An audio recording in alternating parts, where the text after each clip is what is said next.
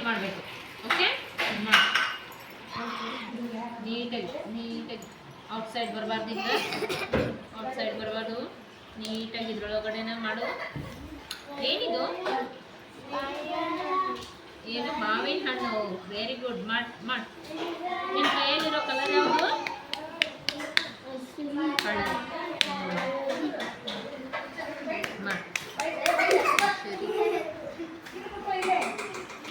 Outside ಬರಬಾರ್ದ? ಈಗ outside ಬರಬಾರ್ದು. ಇದು ಬಾರ್ಡರ್ ಒಳಗೆ ಪೇಂಟ್ ಆಗಬೇಕು. ಓಕೆ,